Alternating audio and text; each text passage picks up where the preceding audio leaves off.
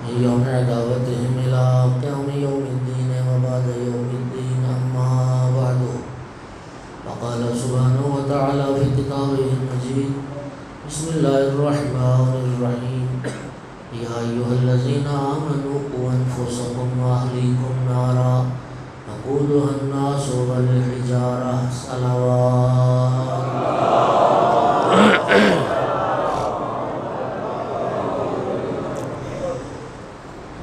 ارشاد پروردگار ایمان والو، اپنے آپ کو اور اپنے اہل و عیال کو جہنم کی آگ سے بچاؤ کہ جس کا ایندھن انسان اور پتھر ہوں گے۔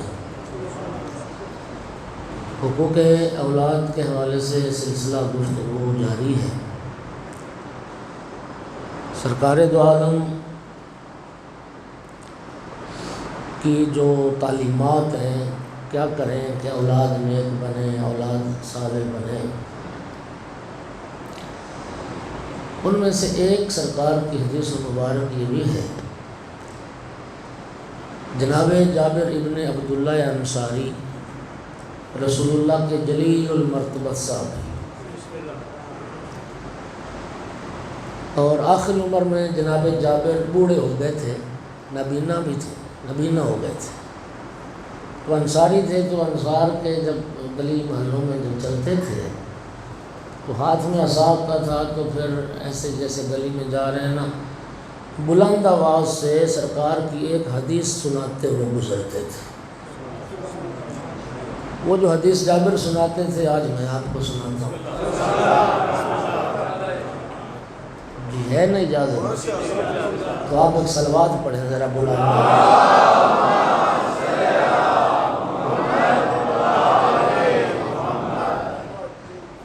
جناب جابر فرماتے تھے کہ یا معشر الانصار، اے میرے انصار بھائیو، اے انصاریو، ادبوا اولادکم علی حب علی بن ابی طالب، اپنی اولاد کی تربیت کرو محبت علی طالب، اپنی اولاد کو مولا علی کی محبت سکھاؤ۔ سرکار نے فرمایا ادبوا اولادکم علی حب علی بن ابی طالب۔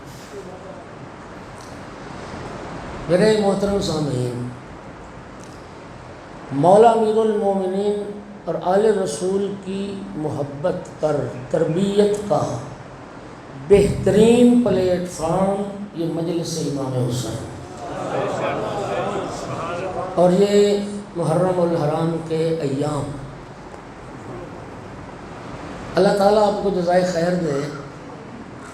تنگ نظری اس قدر زیادہ ہو گئی پاکستان کی فضا میں، حالات اتنے ابتر ہیں۔ میں کافی عرصہ ہو گیا، ایک یہ جو ٹیبل ٹاک پروگرام آتے ہیں نا یہ ٹی وی پہ، میں سن رہا تھا، ایک عالم دین، اہل سنت عالم دین اس پروگرام میں شریک تھے، اور انہوں نے مولا علی علیہ السلام کے مناقب اور فضائل پر کتاب لکھی تھی۔ وہ خود اظہار کر رہے تھے کہ اس قدر فضا میں گھٹن ہے اور اس قدر تنگ نظری ہے کہ جو سنی عالم دین مولا علی اور آل رسول کے فضائل بیان کرے، لوگ اس کو کہتے ہیں یہ تو شیعہ ہو گیا۔ لوگ شیعت کا ٹھپا لگنے سے خود کو بچاتے ہیں۔ میں تو چاہوں گا میں ایک جملہ کہنے لگا کہ لوگ ہمیں شیعہ نہ کہیں، شیعہ کے لیبل سے بچنے کے لیے پھر انہیں معاویہ کے فضائل پڑھنے پڑتے ہیں۔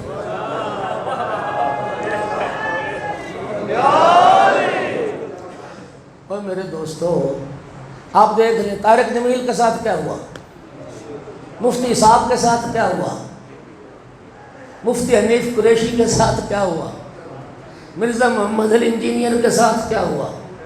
یعنی اتنی گھٹن ہے کہ جس نے پیغمبر کی آل کے اہل بیت کے فضائل پڑھے وہ تو ہو گیا شیعہ۔ بولیے ذرا بھائی جان، آپ کا دعویٰ ہے کہ آپ اہل سنت ہیں، ہم بھی اہل سنت ہیں. سنت یعنی سنت سے مراد کس کی سنت؟ رسول اللہ کی سنت. بولو. رسول اللہ کی سنت کی پیروی ہر اس فرد پر واجب ہے جو پڑھتا ہے محمد رسول اللہ. سنیے میں کیا عرض کر رہا ہوں. چونکہ رب نے قرآن میں فرمایا لَقَدْ كَانَ لَكُمْ فِي رَسُولِ اللَّهِ أُسْوَةٌ حَسَنَةٌ. رسول اللہ کی جو زندگی ہے وہ تمہارے لیے بہترین نمونہ عمل ہے. تو بھائی جان جب ہمارے مذہب کی بنیاد ہی رسول کی سنت ہے تو بھائیو علی اور اہل بیت کے جو فضائل بیان کرنا یہ رسول کی سنت ہے. مولا امیر المومنین کے فضائل و مناقب پر جتنی شیعہ سنی علماء نے کتابیں لکھی ہیں وہ ساری احادیث مولا امیر کی شان میں وہی ہیں جو رسول اللہ نے بیان فرمائی. برادران کی حدیث کی 6 کتابیں سیاستہ، ان میں ایک جو کتاب شامل ہے سنن نسائی. یہ جو امام نسائی ہیں یہ سیاستہ کے ان میں سے ایک ہے. امام نسائی کے بارے جانتے ہو کہ امام نسائی کہتے ہیں کہ میں جب شام گیا تو وہاں جا کے مجھے یہ احساس ہوا کہ یہاں کے لوگوں کو تو بالکل فضائل علی علیہ السلام کا پتہ ہی نہیں. ایک لمبا عرصہ آل امیہ کا اقتدار رہا، وہاں پہ کوئی حدیث مولا امیر المومنین کی فضیلت کی بیان نہیں ہونے دی گئی. اموی اقتدار میں مولا علی کی فضیلت کو بیان کرنا جرم تھا، مولا علی کے فضائل کو نشر کرنا جرم تھا. اس کی سزا موت تھی، بیت المال سے حصہ نہیں دیا جاتا تھا، قید و بند جو مولا علی کے فضائل پڑھتا تھا. امام نسائی کہتے ہیں کہ مجھے یہ صورتحال دیکھ کے بڑا دکھ ہوا. میں نے پھر یہ فیصلہ کیا کہ رسول اللہ کی صحیح احادیث جو مولا علی علیہ السلام کی شان میں ہیں میں وہ حدیث لکھوں. امام نسائی نے پھر احادیث پیغمبر کو جمع کیا.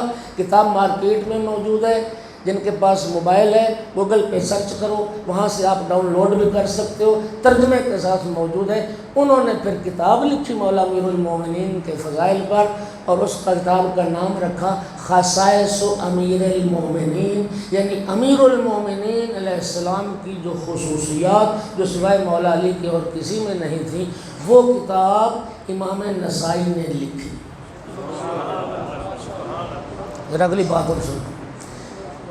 جب انہوں نے کتاب لکھی تو فرمایا کتاب لکھنا تو کافی نہیں ہے، اب یہ حدیث ان شامیوں تک پہنچانی بھی چاہیے اور سنانی بھی چاہیے. وہ ممبر پہ بلند ہوئے اور انہوں نے سرکار امیر المومنین علیہ السلام کے فضائل کو بیان کیا. ان سے تقاضا یہ ہوا کہ نہیں، حاکم شام کے فضائل بھی بیان کرو. انہوں نے کہا کہ رسول اللہ سے ایک صحیح حدیث حاکم شام کے بارے میں نہیں، اور مولا علی علیہ السلام کے بارے میں اس قدر احادیث ہیں کہ کتابیں بھری پڑی ہیں مناقب کی. تو میں کیا کروں؟ اس مولا امیر المومنین کے فضائل لکھنے اور پڑھنے کے جرم میں امام نسائی کو ضرور کیا گیا، انہیں مارا پیٹا گیا، زخمی کر دیا گیا.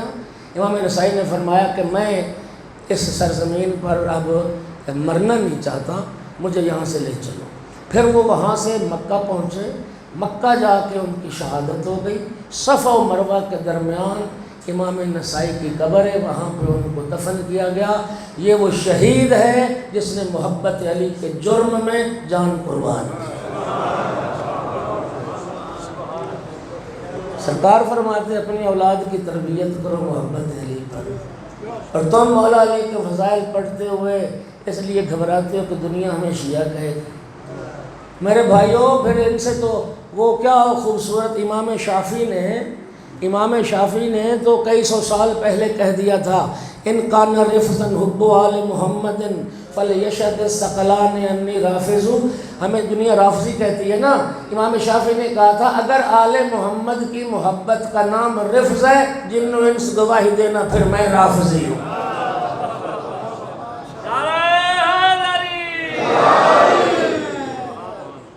سرکار کی حدیث ہے کوئی بندہ مومن نہیں ہو سکتا جب تک، سرکار کی جملہ سننا، مجھے اپنی جان سے، اپنے مال سے، اپنے ماں باپ سے، اپنے بیوی بچوں سے، اہل و عیال سے زیادہ محبوب نہ سمجھے۔ توجہ ہو گئی؟ سرکار نے فرمایا میری محبت ایمان ہے، جب تک مجھے اپنے عزیز و اقارب سے، خاندان سے، بیوی بچوں سے زیادہ محبوب نہیں سمجھو گے تو تم مومن نہیں ہو۔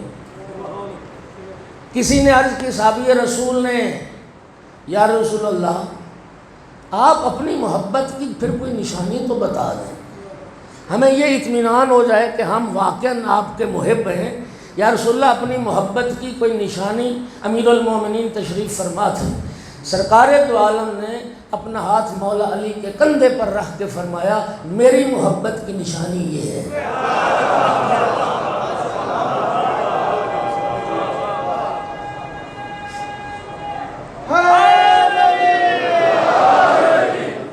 میری محبت کی نشانی یہ علی ابن ابی طالب، علی سے محبت جو کرتا ہے وہ مجھ سے محبت کرتا ہے۔ اور سرکار کی حدیث ہے، نص صریح ہے، یا علی من احبک فقد احبنی ومن احبنی فقد احب اللہ۔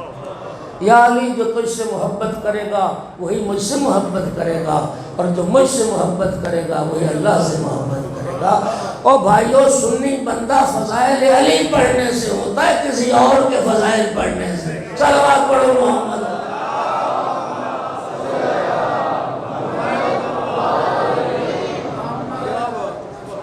یعنی کتنی عجیب بات ہے یار، ہم اپنے سنی ہونے کا ثبوت دیتے اہل رسول کے فضائل پڑھ کے، ہم اپنے سنی ہونے کا ثبوت دیتے مولا علی کے فضائل پڑھ کے۔ کتنے دکھ کی بات ہے کہ مولا علی کی محبت جو رسول نے فرمایا کہ حب علی ایمان، علی کی محبت ایمان ہے، ہم نے وہ فضائل نہ پڑھے، کسی اور کے فضائل پڑھ کے دنیا کو بتا رہے ہیں کہ ہم ہیں سنت والے۔ وہ تو سنت رسول کی ہے ہی نہیں جسے تم سنت بنا رہے ہو۔ صلوات پڑھو بلند آواز سے۔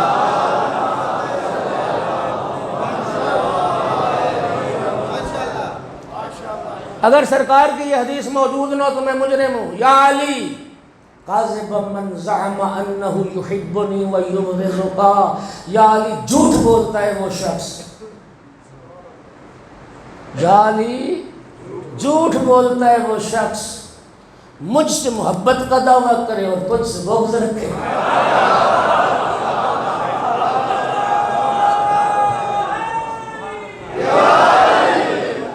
جھوٹا ہے وہ شخص مجھ سے محبت کا دعویٰ کرے، رسول سے محبت کا دعویٰ کرو، اور جو رسول کا حصہ ہیں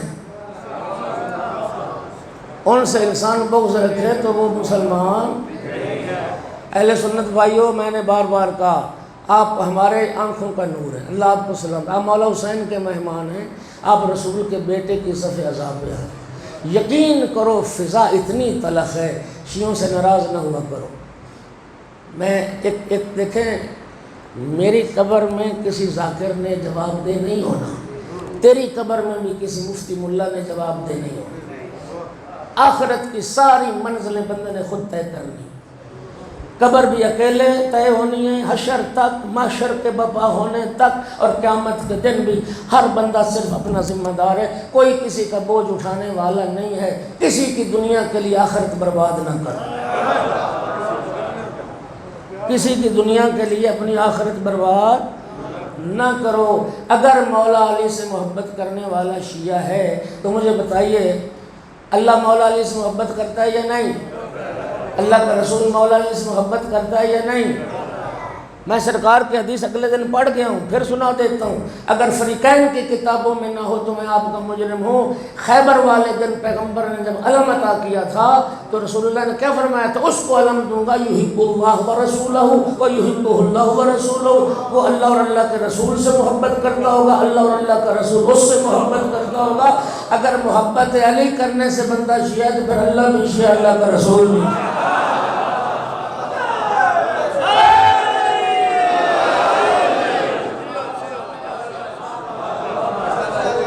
اللہ بھی مولا علی سے محبت کرتا ہے اور اللہ کا رسول بھی مولا علی سے محبت کرتا ہے۔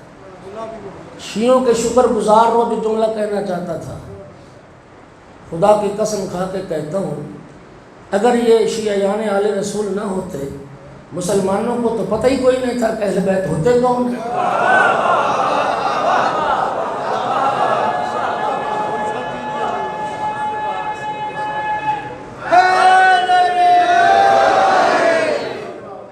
بات سمجھ آ رہی ہے؟ یار کلمہ سارے رسول کا نہیں پڑھتے، تو رسول کے بیٹے کی صف اعزاز صرف یہ قوم کیوں بچھاتی ہے؟ بولو تم رسول کا کلمہ نہیں پڑھتے اور تمہیں یکم محرم یاد آ گئی، 10 محرم کیوں نہ یاد آئی؟ وہ یکم محرم بھی کسی کی محبت میں نہیں ہے، شیعت کے بغض میں ہے، آل رسول کے بغض۔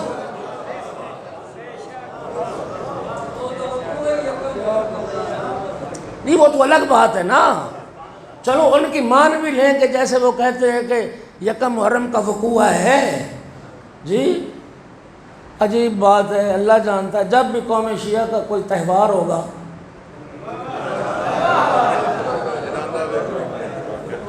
بس خالی جگہ خود ہی پور کر لیں تو بہتر ہے۔ صلوات پڑھ دو ذرا سارے۔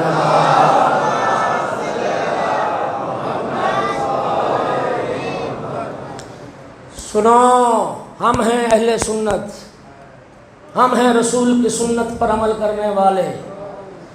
خدا کی قسم کائنات کا کوئی شیعہ صحابہ کرام سے بغض نہیں رکھتا، تو صحابہ سے بغض رکھے وہ مسلمان نہیں، وہ شیعہ نہیں۔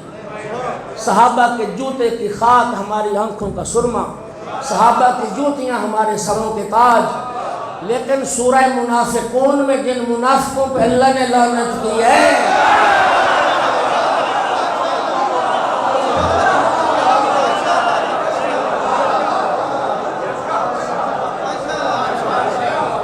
بولو قرآن میں سورہ منافقون ہے، مدینے میں منافق تھے، بدر کے موقع پہ منافقین نے عہد شکنی کی، احد کے موقع پہ منافقین نے عہد شکنی کی۔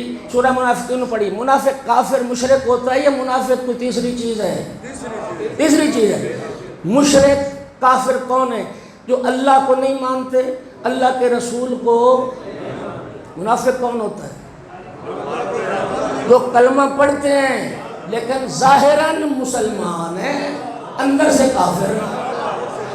سورہ منافقون کسی کے پاس ایپ ہے قرآن کی کھول لے، میں پہلی آیت پڑھنے لگا ہوں۔ بسم اللہ الرحمن الرحیم۔ اذا جاءك المنافقون قالوا نشهد انك لرسول الله والله يشهد ان المنافقين لكاذبون۔ محبوب یہ منافق تیرے پاس آ کے کہتے ہیں ہم ایمان لے آئے ہیں، میں اللہ گواہی دے رہا ہوں یہ جھوٹے ہیں۔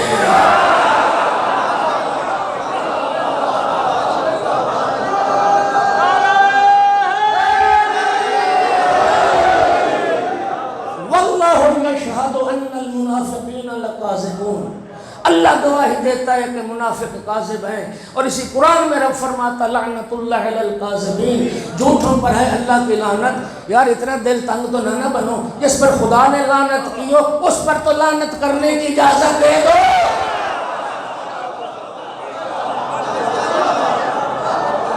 صلوات پڑھو محمد و آل محمد۔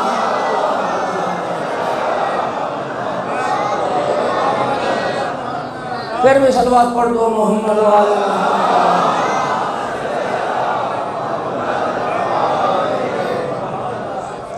کوئی عزیز تھوڑا سا پانی لائے، تھوڑا ٹمپریچر ٹھنڈا ہو تھوڑا۔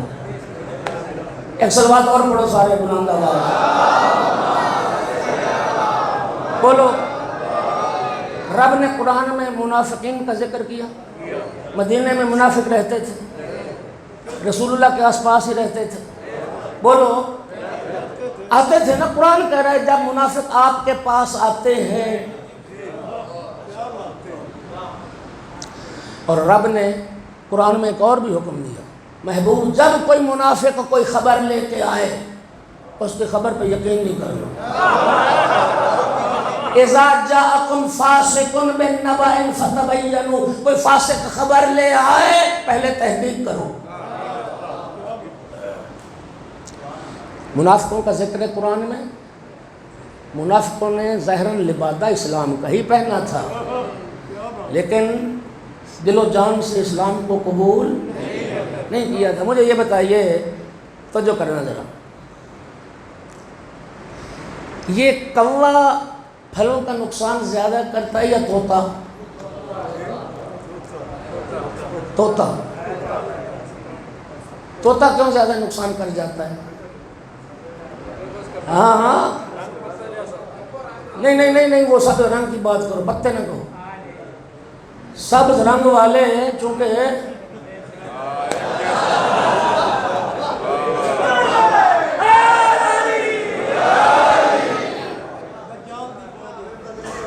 پتوں کا رنگ بھی سبز ہوتا ہے اور اس کا بھی سبز ہوتا ہے، تو وہ جب بیٹھا ہوتا ہے پتوں میں تو دکھائی نہیں دیتا، اس وقت پتہ چلتا ہے جب پھل کو کاٹ کے زمین میں پھینک دیتا ہے، پھر پتہ چلتا ہے کوئی منافق تک پہنچ گیا۔ طوطا زیادہ نقصان۔ میرے بھائی جان سنو، منافق اسلام کو نقصان پہنچا ہی نہیں سکتے تھے جب تک وہ اسلام کا لبادہ نہ پہنتے۔ انہوں نے لبادہ اسلام کا پہنا اور اندر ان کے کفر موجود تھا، وہ منافق تھے۔ توجہ چاہوں گا، وہ تھے منافق۔ قرآن کہتا ہے منافق ہیں کاذب، منافقوں پر ہے اللہ کی لعنت۔ اب سرکار کی ایک حدیث سن لو، آقا نے فرمایا من تأسم ان یلعن من لعنہ اللہ فعلیہ لعنت اللہ۔ رسول اللہ نے فرمایا جس پر اللہ نے لعنت کی ہو اس پر لعنت کرنے کو جو گناہ سمجھے اس پر بھی اللہ کی لعنت۔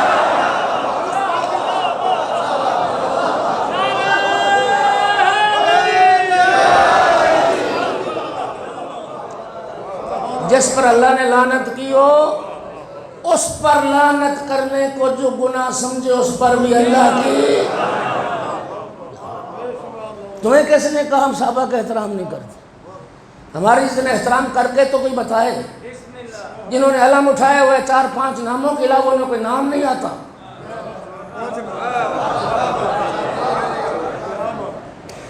اللہ آپ کو سلامتی دے، مر جانا ہے، رب نے عقل دی ہے، شعور دیا ہے۔ رسول اللہ نے فرمایا، یہ حدیث موجود ہے، زیر کسا لے کے نبی کریم نے 4 تن، مولا علی، بی بی پاک، جناب حسنین کریم، اللہم ہؤلاء اہل بیت، میرا اللہ یہ میرے اہل بیت، یہ میرا اللہ یہ میرے، انا محب لمن احبہم، میں اس سے محبت کروں گا جو ان سے محبت کرے گا، انا حرب لمن حاربہم، میری اس سے جنگ ہوگی جو ان سے جنگ کرے گا،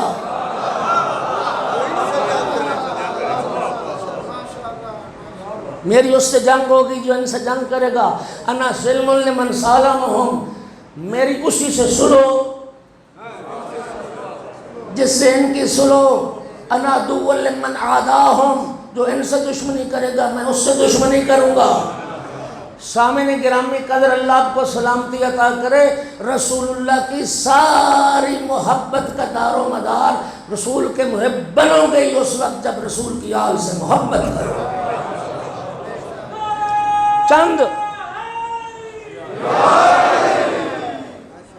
ایک بات سنو، اگر تمہیں شیعہ اچھے نہیں لگتے، پہلی تو ایک بات اور سنو، میں وضاحت کروں، افراد سے مذہب نہیں پہچانے جاتے۔ مولا علیہ السلام کا جملہ نہج البلاغہ میں اعرف الحق تعرف اعلیٰ، پہلے حق کو پہچانو، حق والے خود بخود پہچانے جائیں۔ جب تمہیں پتہ چل جائے حق کیا ہے تو حق والوں کا خود بخود پتہ چل جائے گا۔ افراد سے نہیں پہچانے جاتے۔ تم تشیع کا مطالعہ کرو، تم شیعت کا مطالعہ کرو، پھر تمہیں خود بخود پتہ چل جائے گا کہ شیعہ کون ہے۔ ایک بندہ اگر میں بد کردار ہوں، میرے کردار کو دیکھ کے کہتے ہیں کہ شیعہ ایسے ہیں، تو پھر آپ کی زیادتی ہے۔ بھائی میں گندہ ہوں، مذہب تو گندہ نہیں ہے۔ میں اگر تعلیمات اہل بیت پر عمل نہیں کر رہا تو اس میں قصور میرا ہے، مذہب کی تو تعلیمات سبحان اللہ خالصتاً وہی دین جو رب نے بنایا۔ سنیے میں کیا عرض کر رہا ہوں، میں اتنا صرف عرض کرتا ہوں اگر شیعوں سے آپ کی کوئی نہیں بنتی، مثلاً اچھے نہیں لگتے، تو خدا کے لیے ہاتھ باندھ کے عرض کر لو، شیعوں کی دشمنی میں آل رسول کی محبت تو نہ چھوڑو، شیعوں کی دشمنی میں اہل بیت کا دامن تو نہ چھوڑو۔ کب تمہیں سننے میں آئے فضائل اہل بیت؟ دنیا تو ڈرتی ہے فضائل اہل بیت بیان کرنے سے کہ ہم پر شیعت کا لیبل لگ جائے گا۔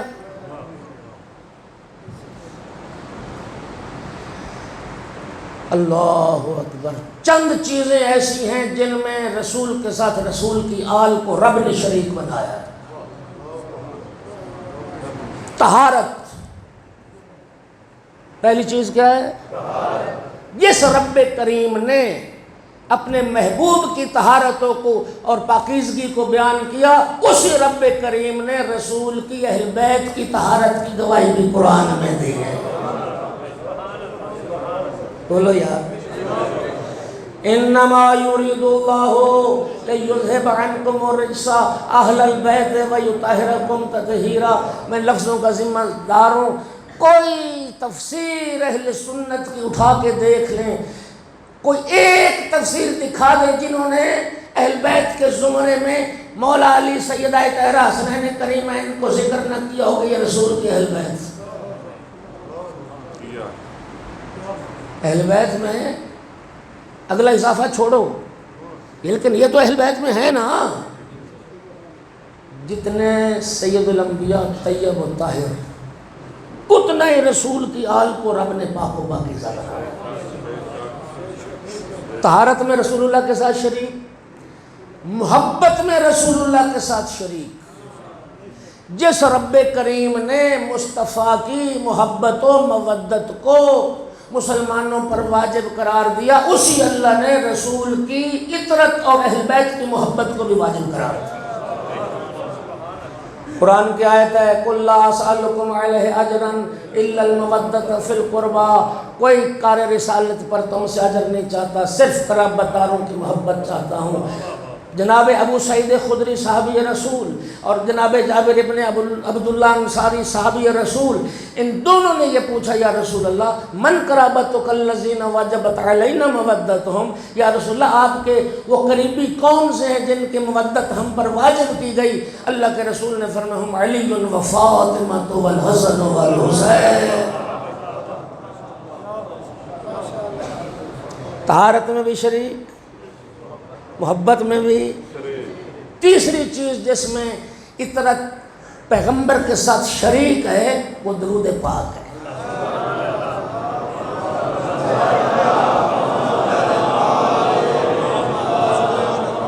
وہ کیا ہے؟ ان اللہ وملائکتہ یصلون علی النبی یا ایھا الذین آمنوا صلو علیہ وسلموا تسلیما۔ پڑھو صلوات سارے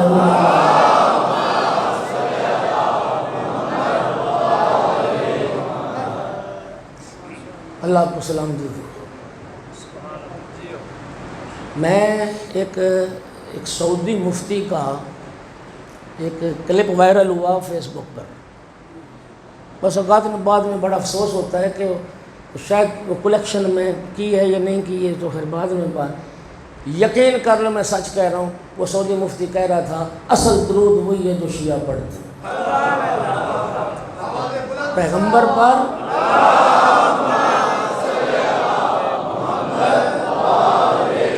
پیغمبر کی ذات پر اور پیغمبر کی آل پر۔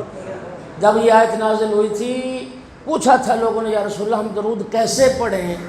اللہ نے جو حکم دیا تم بھی درود پڑھو، تو فرمایا ایسے پڑھو اللہم صلی علی محمد و آل محمد پڑھو، اور ایک دفعہ پھر یاد کرو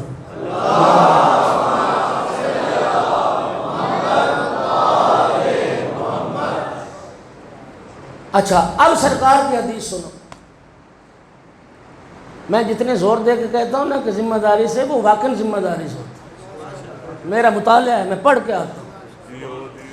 سرکار کی حدیث ہے برادران کی کتابوں میں لا تصلوا علی صلاۃ البتراء، اللہ کے رسول نے فرمایا مجھ پہ دم کٹا درود نہ پڑھو،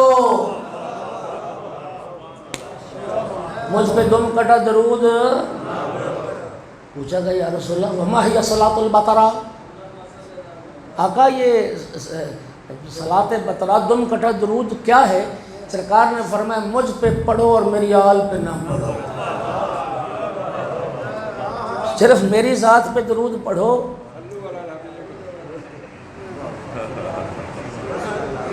صرف میری ذات پہ پڑھو اور میری آل پر نہ پڑھو، وہ دم کٹا درود ہے، رب دم کٹا درود قبول نہیں کرے گا۔ اچھا اب ہم کیا کریں کہ لوگوں نے درود بھی 3 طرح کا بنایا ہوا ہے، 3 طرح کا میں ثابت کرتا ہوں۔ ایک درود ہے جو نماز میں وہ اور ہے، ایک درود ایسا پڑھتے ہیں جو صرف سرکار کی ذات پر پڑھتے ہیں، صلو علی الحبیب، صلو علی الحبیب و آل حبیب۔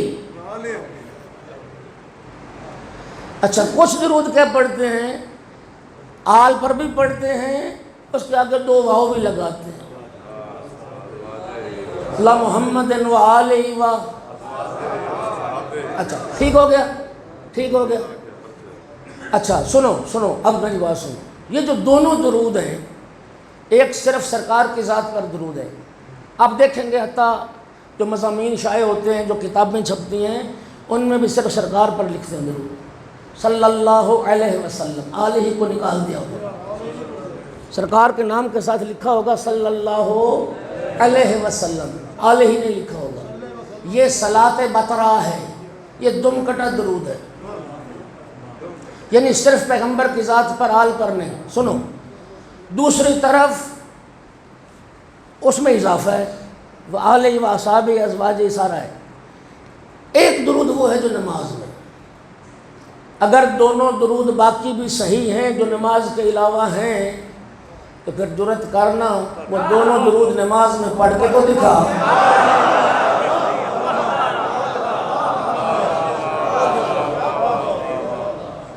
میں اگرچہ باقی فقہوں کا میرا اتنا مطالعہ نہیں ہے، لیکن یہ مسئلہ میں اچھی طرح سے جانتا ہوں، باقی دونوں طرح کا درود نماز میں پڑھو گے تو تیری نماز باطل ہو جائے گی۔ نماز میں پیغمبر پر صرف درود پڑھو، آل پر نہ پڑھو گے تب بھی باطل ہو جائے گی، اور آل کے ساتھ کسی اور کو ملاؤ گے تب بھی باطل ہو جائے گی۔ صحابہ ہمارے سر کا تاج ہے، لیکن ایک فرق ہے، جن پر نماز میں درود ہے وہ اور ہیں، جن پر پڑھنا واجب ہے وہ اور ہیں۔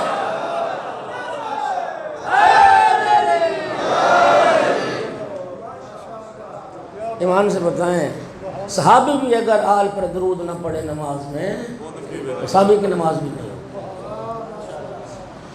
بھائی جان کوئی ضد ہے، اللہ نے عقل دی، سوچو جن پہ رب کا درود ہے انہی پہ درود ہے، میرے تیرے اضافے کرنے سے یا کمی کرنے سے کمی نہیں ہوتی۔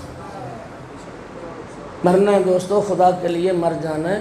میں کئی بار یہ مجالس میں کہہ چکا ہوں، ہم دنیا داری کے معاملات میں بڑی باریک بینی کرتے ہیں، بڑی تحقیقیں کرتے ہیں، موبائل لینا ہو تو 10 دکانیں پھرتے ہو، سوٹ لینا ہو تو 5 دکانیں پھر لیتے ہو، جوتا خریدنا ہو تو تسلیاں کرتے ہو۔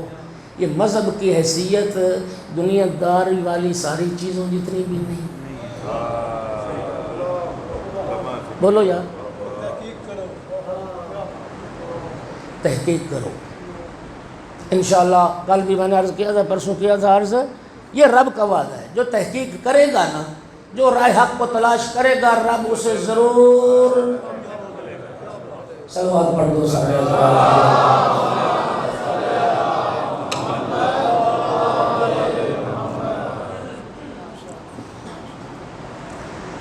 اور تربیت اولاد محمد و آل محمد کی محبت پر کرنے کا مجلس عزا اور ایام عاشورہ بہترین پلیٹ فارم۔ یقین کیجئے الحمدللہ ہماری مجلسیں نہ تو کسی کی اذیت کے لیے ہیں، کلمہ حق کہنے کا، اپنے عقیدے کو بیان کرنے کا حق ہر کسی کو ہے۔ خدا کی قسم ہم خوش ہوتے ہیں جب ہمارے بھائی آپ تشریف لاتے، میں قسم کھا کے کہہ رہا ہوں، ہمیں آپ کے آنے سے انتہا کی خوشی ہے، اس لیے کہ آپ وہ زنجیریں توڑ کے آ رہے ہیں جو صدیوں سے پہنائی گئی تھی۔ آپ نے اس ظالمانہ سوچ کے خلاف بغاوت کی ہے جو سوچ مسلط کی گئی تھی، شیعوں کے قریب نہ جانا، شیعوں کی مجلسوں میں نہ جانا، اور اس سے روکنے کے لیے کیا کیا فتوے دیے مفتیوں نے،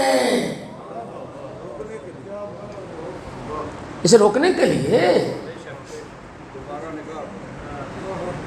ہاں، نکاح والا فتویٰ یہاں آپ کے چنوٹ میں، یہ سال پہلے کی بات ہے، پورے میڈیا پہ وائرل ہوئی تھی کہ ایک شیعہ کے جنازے میں اہل سنت بھائی چلے گئے اور وہاں کے مولوی نے فتویٰ دیا جس نے شیعہ کا جنازہ پڑھا سب کے نکاح باطل ہو۔ تو جنازے میں جا کے دعائی مانگی تھی نا، یار انصاف تو کرو تھوڑا۔ شیعہ کی مجلس میں جانا کیا ہوتا ہے؟ مجلس میں نکاح ختم ہوتا ہے دو چیزوں سے، بیوی کا شوہر مر جائے، عدت گزر گئی، نکاح ختم ہو، یا شوہر طلاق دے دے اپنے شرعی موازین کے مطابق، تو طلاق دینے سے نکاح ختم۔ اب ایمان سے بتاؤ، مجلس حسین میں آ کے بندہ مرتا ہے؟ یہاں سے حیات ملتی ہے، یہاں سے زندگی ملتی ہے، یہاں سے فکر ملتی ہے جی۔ اور یہاں سے تم طلاق کا صیغہ پڑھتے ہو یہاں بیٹھ کے۔ نکاح ٹوٹتا نہیں ہے، نکاح پکا ہوتا ہے، نکاح۔ ذوالجناح کو دیکھو، وہ ہمارا تو نہیں جملہ، وہ غالباً ہمارے کسی مناظر کا جملہ تھا، کہتے ذوالجناح دیکھو گے نہیں، یہ سارے اصل میں بہانے تھے، خدا کی قسم یہ بہانے تھے کہ کلمہ حق ان لوگوں تک پہنچے ہی نہیں۔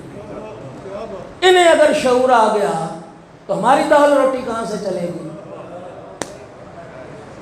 یہ جاہل رہیں، یہ کنویں کے مینڈک بن کے رہیں، نہ ان کی فکر نہ سوچ، اور جیسے چلائیں ہم ان کو ہنکائیں، یہ ہماری آواز پہ لبیک ہیں، بس اس لیے روکا گیا۔ ورنہ کیا مطلب کہ مجلس میں جانے سے نکاح ٹوٹتا ہے؟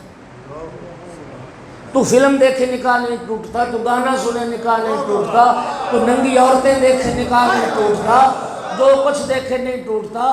ہاں جی، وہ ہمارے مناظر کا جملہ ہے، خالی ننگا گھوڑا دیکھو نہیں ٹوٹتا، ہمارے گھوڑے پہ تو کپڑے ڈالے ہوئے ہوتے۔ صلوات پڑھو، صلوات۔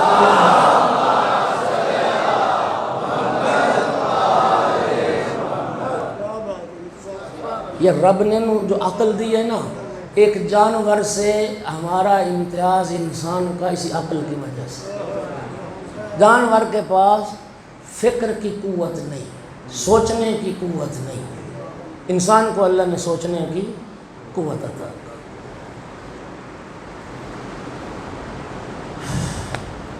اولاد کا حق کل میں بیان کر رہا تھا، وہ ہے قرآن پاک کی تعلیم۔ یار سوچو تو صحیح کہ رسول کا بیٹا، رسول اللہ کا بیٹا، صرف یہ قوم کیوں عزاداری مناتی ہے؟ تو اپنے گھر میں مولا حسین کا ذکر کیوں نہیں کرتا؟ نہ تو کرتا ہے نہ کر سکتا ہے، تیرا رسول سے کوئی تعلق نہیں۔ ہم نے قیامت کے دن رسول کی شفاعت کو حاصل نہیں کرنا، ہمیں رسول اللہ کی شفاعت کی امید نہیں ہے۔ میں ذمہ داری سے حدیث پڑھ رہا ہوں، کوئی بندہ امت پیغمبر کی شفاعت کے بغیر جنت جا ہی نہیں سکتا۔ کسی مسلمان کے پاس نہ اتنا عمل صالح ہے، نہ اس کی اتنی حیثیت ہے کہ یہ کہے کہ میرا اللہ مجھے میرے عمل کی بنیاد پہ جنت بھیج دے۔ یہ جو جنت ہے یہ رب کا تفضلی معاملہ ہے۔ تفسیر صافی میں حدیث ہے، کوئی نبی بھی یہ نہیں کہے گا کہ میرا اللہ جنت میرا حق ہے، رب اپنے فضل سے بھیجے گا، اور سرکار کی امت جو جنت جائے گی وہ سرکار کی شفاعت کے نتیجے میں ہوگا۔ جس کے نانا کی شفاعت کے امیدوار ہیں، ہاں جی، کتنا پیار کرتے تھے رسول اللہ مولا حسین سے. یہ بات دنیا میں طے ہے. کسی کا بیٹا مر جائے نا، کسی کا بیٹا، آپ جاتے ہو اس بیٹے کے باپ کے پاس تعزیت کے لیے، یقین کیجئے اس باپ کے دل میں آپ کی بڑی قدر ہوتی ہے، آپ کا بڑا احترام ہوتا ہے. یہ میرا پیارا ہے، میرے بیٹے کا غم، اظہار غم کے لیے آئے، افسوس کرنے کے لیے. یار رسول کا گھرانہ اجڑ گیا.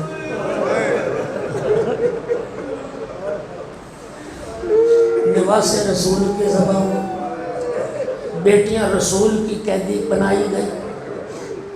زینب و کلثوم کس کی بیٹی ہیں؟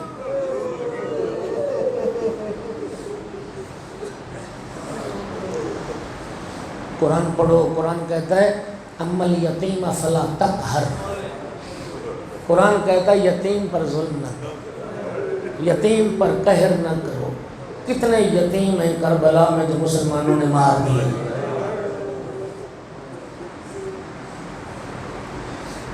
4 بیٹے امام حسن مجتبیٰ کے کربلا میں شہید ہیں.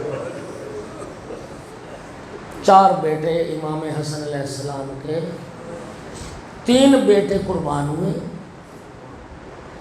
جو سب سے بڑا بیٹا تھا امام حسن کا، جنہیں حسن ثانی، حسن مثنیٰ کہتے ہیں، یہ جہاد کربلا میں شریک ہوئے، زخموں سے چور چور. یہ لاشوں میں پڑے تھے. 11 محرم کو جب عمر بن سعد حرامزادے نے حکم دیا نا کہ ان کے سر کاٹو اور سر لے جائیں گے یزید کے پاس انعام لیں گے، جب سر کاٹنے آئے نا تو جناب حسن مثنیٰ کی رمق جان چل رہی تھی، ابھی سانس چل رہے تھے، شدید زخمی تھے، خون کثرت سے بہہ چکا تھا. اس وقت جناب حسن مثنیٰ کے ننہالی خاندان میں سے کچھ لوگ آگے بڑھے. ابن سعد ہم تجھے یہ کام نہیں کرنے دیں گے، اب ہم حسن کا سر نہیں کاٹ لیں گے. زخمی حالت میں جناب حسن مثنیٰ کو کوفہ پہنچایا گیا. وہاں پہ پھر ان کے زخموں کو سیا گیا، علاج معالجہ کیا گیا اور ان کی پھر جان بچ گئی. اور پھر انہی سے امام حسن کی نسل چلی. 3 بیٹے امام حسن کے کربلا میں شہید ہوئے. ایک 11 سال کا ہے عبداللہ ابن حسن، ایک 12 سال کا ہے احمد ابن حسن، ایک 13 سال کا ہے قاسم ابن حسن. سن 50 ہجری میں مولا حسن علیہ السلام کی شہادت ہوئی. 61 ہجری میں کربلا میں یہ واقعہ رونما ہوا جہاں شہید ہوئے. تو اب سوچیں کہ امام حسن کی شہادت کے وقت ایک بیٹی کی عمر 1 سال تھی، ایک کی 2 سال، ایک کی 3 سال. مولا حسین علیہ السلام نے اپنے بھائی کی شہادت کے بعد امام حسن کو بچوں کی طرح پالا. مولا حسین کو بھائی حسن کے بیٹے اپنے بیٹوں سے بھی زیادہ پیارے تھے. شریعت کا حکم ہے، اسلام کا دستور ہے، یتیم کے سامنے اپنے بچے سے بھی پیار نہ کرو. کوئی یتیم اگر دیکھ رہا ہو نا، یتیم کے سامنے اپنے بچے سے بھی پیار نہ. اللہ جانتا ہے، سرکار کی حدیث ہے، اللہ کا عرش کانپ جاتا ہے جب کوئی بچے پہ ظلم کرتا ہے. عبداللہ ابن حسن امام حسن کے سب سے چھوٹے فرزند تھے. سارے بھائی جب شہید ہو گئے نا، اور آخر میں مظلوم کربلا جب ودا کر کے مقتل روانہ ہونے لگے، عبداللہ کا ہاتھ پکڑ کے بہن زینب کے حوالے کیا اور فرمایا، بہن میرے بھائی حسن کی نشانی، میرے بھائی حسن کی نشانی ہے، اس کی حفاظت کرو. اور جب مظلوم کربلا نرغہ اعدا میں گھر گئے اور ایک شقی تلوار لے کے بڑھا، اور میری آقا زادی یہ جو روایت سنتی ہو نا، تلہ زینبیہ سے بی بی دیکھ رہی تھی عبداللہ کا ہاتھ تھاما ہوا تھا. جب شقی بڑھے نا امام حسین کی طرف، یہ اپنی پھوپھی سے ہاتھ چھڑا کے دوڑ کے بھاگ کے مولا مظلوم کربلا کی طرف. ظالم تلوار بلند کر چکا تھا. اس شہزادے نے کہا، یبن الخبیثہ اتقتلو امی، اے خبیث ماں کا بیٹا تو میرے چچا کو قتل کرے گا؟ یوں دونوں بازو مولا حسین پر یوں آگے پھیلا دیے۔ اس بے حیا نے حیا نہیں کیا، تلوار ماری، دونوں بازو کٹ کے مولا حسین۔ یہ امام حسن کا وہ بیٹا ہے جس کی شہادت مولا حسین کی گود میں ہوئی۔ جب بازو کٹ گئے نا، سنیے جملہ، بازو کٹ گئے، کریم کربلا نے بھتیجے کو گود میں بٹھایا۔ عزادارو اس وقت ایک ملعون نے تیر مارا جو شہزادہ عبداللہ کو لگا ہے، امام حسین کی گود میں۔ شہزادہ علی اصغر نے بھی باپ کے ہاتھوں پہ جان دی، امام حسن کے اس بیٹے نے بھی مولا حسین کے ہاتھوں میں جان دی۔ آج اس شہید کربلا کا آپ کو ماتم کرنا ہے۔ عزادارو یاد رکھو اہل سنت بھائی،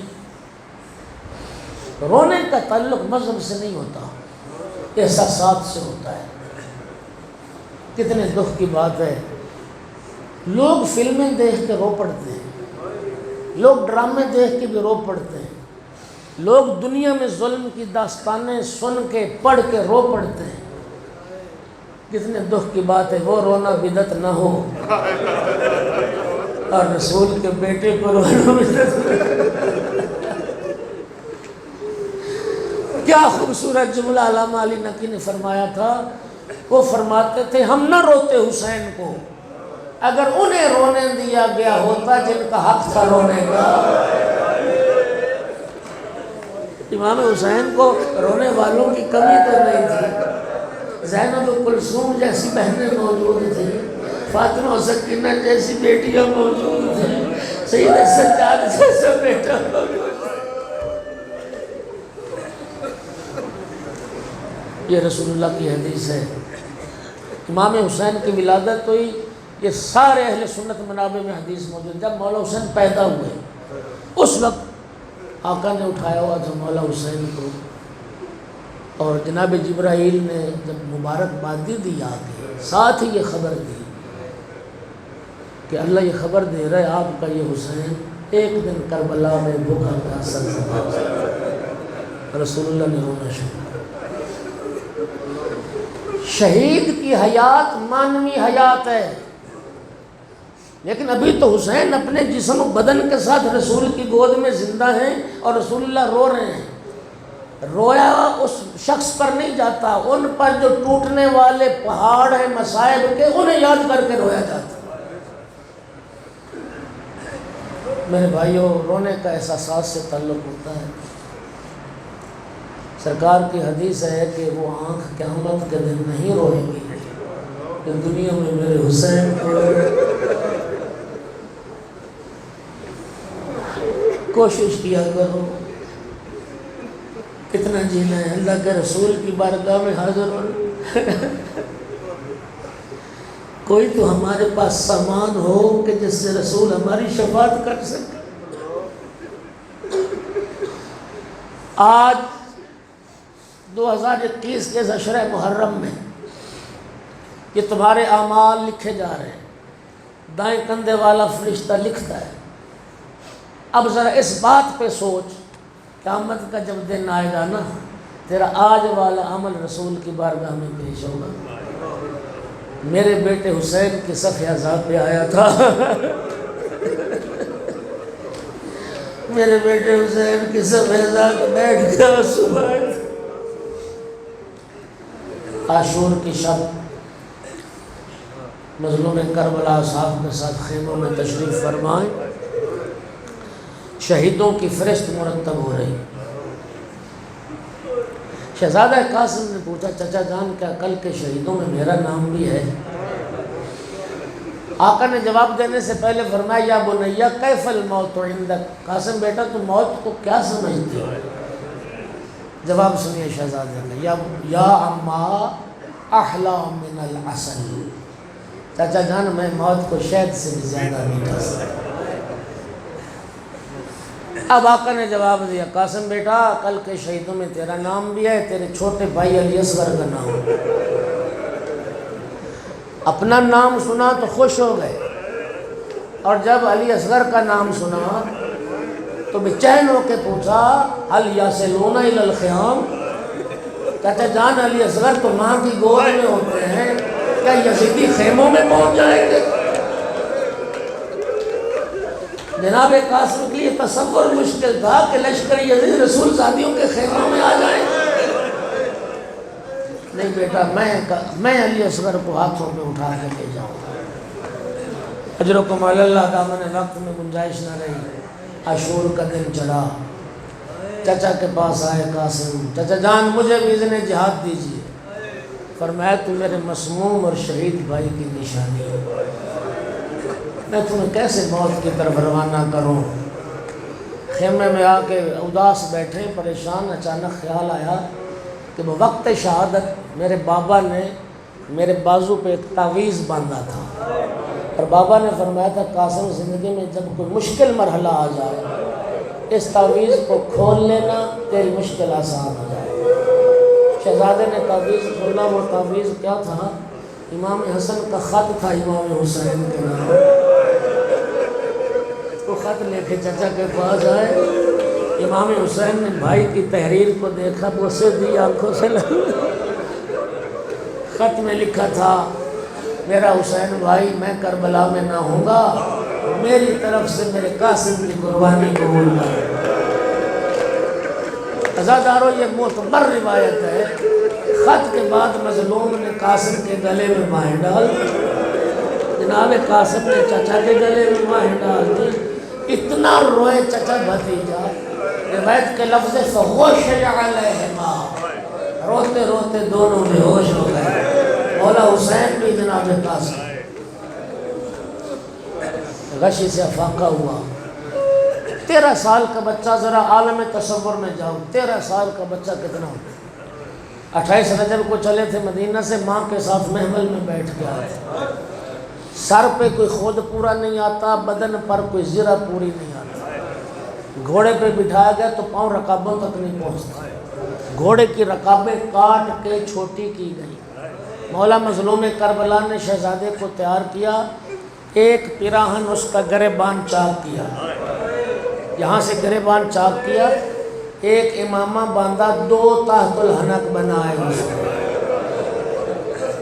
اپنے ہاتھوں سے اٹھا کے، یہ حلیہ ہوتا تھا یتیموں کا، مولا نے یہ حلیہ بنایا، شاید کوئی یتیم حسن سمجھ کے رہے، اپنے ہاتھوں سے اٹھا کے میرے آقا نے شہزادے کو گھوڑے پہ بٹھایا اور ایک جملہ فرمایا، یا بنیا تمشی برجلک الی الموت، قاسم بیٹا اپنے پاؤں سے چل کے موت کی طرف جا رہا۔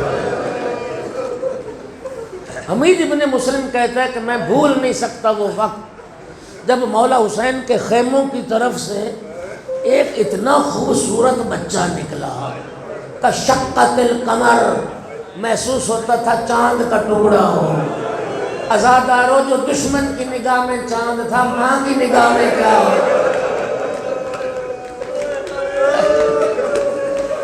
اجرکم علی اللہ۔ شہزادے نے جنگ کی ہے، ازرق ملعون کو 4 بیٹوں سمیت واصل جہنم کیا شہزادے نے، دامن وقت میں گنجائش نہ رہی۔ حمید کہتا ہے اتنا اطمینان تھا اس بچے کا کہ لشکر یزید کے درمیان کھڑا ہو کے اس کے پاؤں، جو بایاں پاؤں تھا نا اس میں جو جوتا تھا اس کا تسمہ ٹوٹا ہوا تھا، اتنا اطمینان، اتنی بہادری کہ دشمن کے درمیان کھڑے ہو کے گھوڑے کی زین پہ جھک کے اپنے جوتے کا تسمہ باندھنے کی کوشش کی ہے۔ اس وقت ایک شقی نے سر پہ تلوار ماری ہے اور شہزادہ پھر سنبھل نہیں سکا، جب گھوڑے سے گرے ہیں نا، تصویر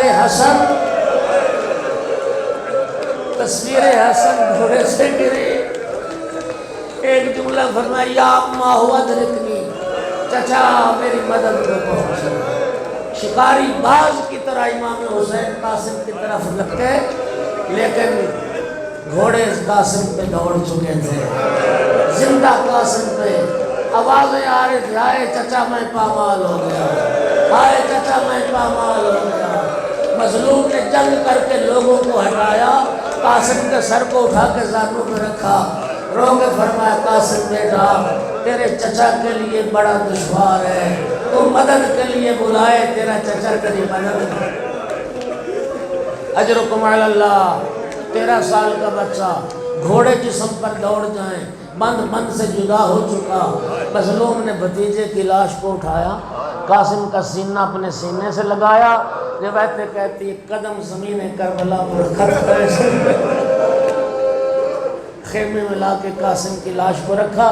پہلے جس شہید کا لاشا آتا تھا اس کی ماں کو بلاتے تھے، قاسم کی لاش لائے، فرمایا میری بہن زینب کو بلاؤ، نائبۃ الزہرا کو بلاؤ، اجرکم علی اللہ۔ قاسم کا لاشا بیویوں نے ماتم شروع کیا۔ جناب ام فروہ نے پوچھا آقا کیا میرے بیٹے نے وفا نہیں کی؟ ام فروہ تیرے بیٹے نے جو وفا کا رنگ بھی بدل دیا۔ اجرکم علی اللہ۔ جناب علی اکبر کی شہادت پہلی شہادت تھی، ایک طرف لاشا علی اکبر کا، ایک طرف لاشا قاسم کا، درمیان میں بیٹھا غریب کربلا، ایک ہاتھ جناب علی اکبر کی لاش پر، ایک قاسم کی لاش پر، رخ کیا آسمان کی طرف، واہ غربتا میرا اللہ حسین